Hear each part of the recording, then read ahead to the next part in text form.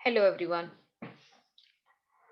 उम्मीद करती हूँ आप सब ठीक होंगे और आज हम बात करेंगे हेल्थ केयर सिस्टम्स की। इससे पहले कि हम हेल्थ केयर सिस्टम को समझने की कोशिश करें, आई थिंक ये ज़्यादा ज़रूरी है कि हम ये देखें कि हेल्थ केयर किसे कहते हैं। तो हेल्थ केयर का मतलब ये है कि कोई भी ऐसी सारी एक्टिविटीज़ की जो हमें इस चीज़ में मदद करें कि हेल्थ से रिलेटेड कोई भी इश्यूज़ को प्रिवेंट किया जा सके, हेल्थ इश्यूज़ को डायग्नोज किया जा सके, ट्रीटमेंट प्रोवाइड की जा सके, रिकवरी और क्योर या कोई भी वो सारी की सारी एक्टिविटीज़ हैं जो फिजिकल या मेंटल हेल्थ को जो है प्रिवेंट करती हैं, डायग्नोज करती हैं, ट्रीट करती हैं, उसको हम कहते हैं हेल्थ केयर। और हेल्थ की डेफिनेशन तो आपने पिछले सेशंस में देखी है। और हेल्थ केयर सिस्टम की जब हम बात करते हैं तो इसका मतलब है वो एक सिस्टम की जिसके अंदर वो सारी ऑर्गेनाइजेशंस, वो सारे लोग, वो सारे जो तरीके या वो सारी जो हमने चीजें अपनाई हैं कि जिसका मकसद ये है कि लोगों की सेहत को इम्प्रूव किया जा सके। इसका सिर्फ यही नहीं मतलब कि लोग किस तरह से जाके हॉस्पिटल में डॉक्टर से रुजू करते हैं या हेल्थ केयर सर्विसेज अवेल करते हैं। इसका मतलब वो सारी चीज़ें भी कि जो as a determinants of health लोगों की हेल्थ पर असरअंदाज होती हैं, एनवायरनमेंट जिसमें लोग रहते हैं, डॉक्टर्स एंड नर्सेज और दूसरे लोग जिनसे लोग बात करते हैं और बहुत सी दूसरी ऐसी सारी चीज़ें, अवेयरनेस कैंपेन्स और बहुत सी दूसरी चीज़ें जो कि किसी की भी हेल्थ पर असरअंदाज होती हैं। तो उन सारी एक्टिविटीज़ को जिस तरह से ऑर्गेनाइज़ किया जाता है और जिस अम्ब्रेला के अंदर ऑर्गेनाइज़ किया जाता है, उसे हेल्थ केयर सिस्टम कहते हैं। वर्ल्ड हेल्थ ऑर्गेनाइजेशन इसीलिए ये कहती है कि health system is not just the pyramid of publicly owned facilities. वो सिर्फ गवर्नमेंट की या पब्लिक की जो फैसिलिटीज हैं सिर्फ उसी को नहीं कहते, पर ये उससे बहुत ज्यादा बड़ा है। उसमें वो सारे लोग और वो सारी एक्टिविटीज शामिल हैं जो कि हेल्थ को इम्प्रूव करने की कोशिश में की जाती हैं। हमें क्यों चाहिए होता है हेल्थ केयर सिस्टम किसी भी मुल्क के अंदर? हेल्थ केयर सिस्टम की ज़रूरत इसलिए पड़ती है कि लोगों की जो हेल्थ है उसे इम्प्रूव किया जा सके, बीमारियों का खात्मा किया जा सके और ये देखा जा सके कि बीमारी की वजह से लोगों की फाइनेंशियल सिचुएशन पे बहुत ज़्यादा फ़र्क ना पड़े और कोई एक ऐसा इक्विटेबल एक ऐसा तरीका हो कि जिसके ज़रिए से जो लोग बीमार पड़े उनका भी ख़्याल रखा जा सके, सोसाइटी का भी ख़्याल रखा जा सके और एक तरीके से लोग अपनी ज़िंदगी को गुज़ार सकें।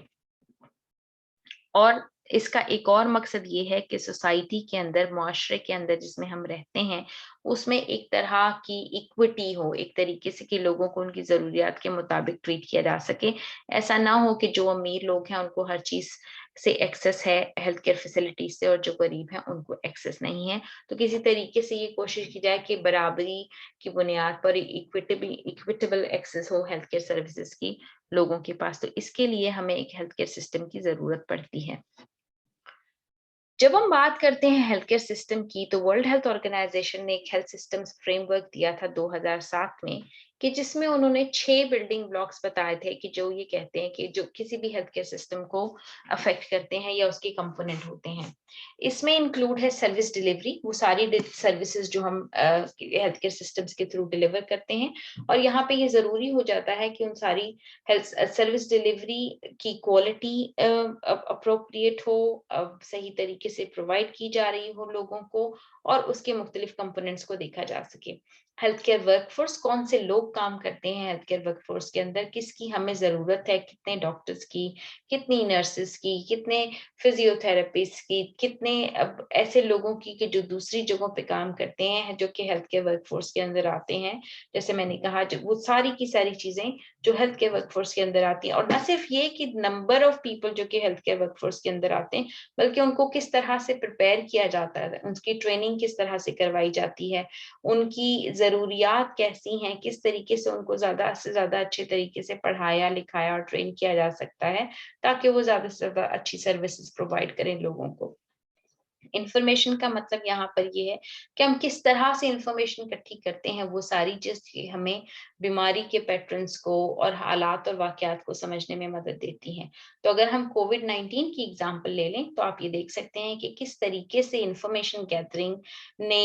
इस बात में मदद की कि हम कोविड-19 को ना सिर्फ समझ सकें, बल्कि उसको कंट्रोल भी कर सकें। कि आज हमें ये पता है कि वैक्सीनेशन काम कर रही है, किन लोगों पे काम कर रही है, किन पे काम नहीं कर रही, कौन सी चीजें हैं जो कि नजरअंदाज हो रही हैं। और ये सब कुछ इसी वजह से पॉसिबल है कि हमारे पास इंफॉर्मेशन गैदर करने के, एनालाइज करने के, प्रेजेंट करने के और शेयर करने के तरीके मौजूद हैं। तो किसी भी हेल्थ केयर सिस्टम का एक बहुत वाइटल कंपोनेंट है उसका इंफॉर्मेशन मैनेजमेंट सिस्टम और उसका इंफॉर्मेशन सिस्टम, जो कि न सिर्फ इस बात पे से मुतालिक होता है कि इंफॉर्मेशन को किस तरह से सेफली रखा जा सके, बल्कि इस तरह से भी कि उसको एनालाइज करके उससे सीखा कैसे जा सके और आगे कैसे उससे काम में लिया जा सके। Medical products, vaccine and technologies, again, this is a very important component of healthcare system कि जहाँ पे हमें ये देखना होता है कि कितनी दवाई लेनी है, कितनी खरीदनी है, कैसे बनेगी, कहाँ से बनेगी और कौन सी टेक्नोलॉजीज और दूसरी चीजें हमें चाहिए कि जिसकी जरूरत है और उसको किस तरीके से एक्सेसिबल बनाया जा सकता है लोगों के लिए। Financing, as the name suggests, deals with the financing issues of the healthcare system कि किस तरह के मॉडल की होने चाहिए कि जिससे फाइनेंसिंग की जा सके, किस तरह से हमें फाइनेंशियल इश्यूज को देखना है जो कि हेल्थ केयर सिस्टम को अफेक्ट कर रहे हैं और इसके देखे बगैर कोई भी हेल्थ केयर सिस्टम किसी भी मुल्क में परफेक्ट नहीं हो सकता। Finally, leadership and governance, as the name suggests, is very important कि जो कि न सिर्फ ये बताती है कि हेल्थ केयर सिस्टम को अच्छे तरीके से रन कैसे करना है, बल्कि हमें लीडर्स इसलिए भी चाहिए होते हैं कि हम appropriate health care workforce develop कर सकें और अच्छी से अच्छी सर्विसेज प्रोवाइड कर सकें लोगों को। ये सारे 6 के 6 कंपोनेंट मिलकर इस बात की मदद में हेल्प करते हैं कि जो हमारे गोल्स एंड आउटकम्स हैं हेल्थ केयर सिस्टम्स के उसको अचीव किया जा सके, जिसका मकसद डेफिनेटली ये है कि लोगों की सेहत बेहतर बनाई जाए, हेल्थ केयर सिस्टम रिस्पॉन्सिव हो, जिसको जिस वक्त जरूरत हो हेल्थ की उसको उस वक्त वो वाली सर्विसेज प्रोवाइड की जा सकें, सोशल एंड फाइनेंशियल रिस्क की प्रोटेक्शन हो सके कि लोग बिल्कुल ही बहुत ज्यादा बीमारी की वजह से या बीमारी का इलाज लेने की वजह से बिल्कुल ही फाइनेंशियली और सोशली डिप्राइव ना हो जाएं और किस तरह से हम सर्विसेज जो हम लोगों को प्रोवाइड कर रहे हैं वो एफिशिएंटली और अच्छे तरीके से प्रोवाइड की जा सकें। So these are the 6 system building blocks of proposed by WHO और किस तरह से गोल्स और आउटकम्स के साथ रिलेटेड है वो मैंने आपको यहाँ पर बताया।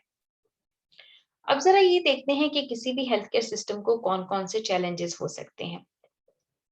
हमें पता है कि हेल्थ या सेहत लेना बहुत ज़्यादा महँगा है और पूरी दुनिया के अंदर अगर उसमें देखें तो तकरीबन 8% जो दुनिया का जीडीपी है, ग्रॉस प्रोडक्ट है, वो उस पे खर्च हो जाता है।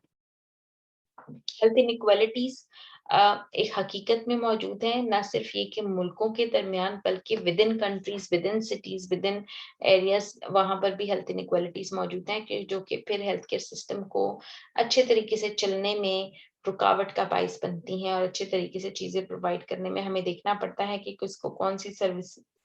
किस तरह से चाहिए। अगर हेल्थ इनइक्वालिटीज ना होती तो बहुत सी चीजें बहुत ज्यादा आसान हो सकती थी। दवाइयों की, वैक्सीन की और दूसरी चीज़ों की अवेलेबिलिटी एंड एक्सेसिबिलिटी बहुत डिफरेंट है डिपेंडिंग ऑन आप कहाँ पर मौजूद हैं, डेवलप्ड कंट्री में या डेवलपिंग कंट्री में या इवन विद इन वो एक कंट्री के अंदर भी मुख्तलिफ शहरों के हिसाब से। And this is a very big challenge for any health care system that we have. लोगों की माली हैसियत पर उनके बीमार होने से बहुत ज़्यादा फ़र्क पड़ जाता है। तो जैसे हमें पता है हर साल 100 मिलियन से ज़्यादा लोग गुर्बत का शिकार हो जाते हैं क्योंकि वो हेल्थ पे जो उनका स्पेंड है या हेल्थ पे जिनको खर्चा करना पड़ता है वो बहुत ज़्यादा होता है। हम ये भी जानते हैं कि there is extreme shortage of health care workforce around the world, जो कि फिर एक बहुत बड़ा चैलेंज है हेल्थ केयर सिस्टम के लिए क्योंकि इससे इस बात पे फ़र्क पड़ जाता है कि आप किस तरह से सर्विसेज़ प्रोवाइड करेंगे लोगों को। हेल्थ केयर रिकॉर्डिंग पूरी दुनिया में बहुत मुख्तलिफ है और फिर और उसके मुख्तलिफ होने की वजह से हमें हमेशा ये समझने में आसानी नहीं होती कि लोग किस वजह से मर रहे हैं, किस वजह से बीमार हो रहे हैं, किस तरह से हम मुख्तलिफ कम्युनिटीज़ को, मुख्तलिफ एथनिसिटीज़ को हम कंपेयर करें ताकि सर्विसेज बढ़ाई जा सकें। तो ये सारे चैलेंजेस हेल्थ केयर सिस्टम के अंदर प्रॉब्लम्स क्रिएट करते हैं या अगर प्रॉब्लम्स क्रिएट नहीं भी करते तो हेल्थ केयर सिस्टम की फंक्शनिंग को बहुत ज़्यादा मुश्किल बना देते हैं। इसके अलावा हर जगह पर इक्विपमेंट अच्छी से अच्छी इक्विपमेंट मौजूद नहीं है। तो जैसे अगर आप पाकिस्तान में देखें तो आप देखेंगे कि वेंटिलेटर्स और बहुत सी दूसरी चीज़ें ऐसी जो कि हेल्थ केयर की हम बात करें तो मौजूद होती है, वो वहाँ पर मौजूद नहीं है। या फिर अगर जहाँ पर हैं भी तो वहाँ पर लोगों को ये नहीं पता कि उनको किस तरीके से इस्तेमाल किया जा सकता है। और इस नॉलेज के ना होने से या इक्विपमेंट के ना होने से हेल्थ केयर प्रोविज़न पर बहुत ज़्यादा फ़र्क पड़ता है। उम्मीद करती हूँ कि ये इन्फॉर्मेशन आपको काम आई होगी और please this is just a broader information please do go and read about the concept of the healthcare systems and I will see you in the next lecture. If you like the video, please do like it and please share your comments. Thank you.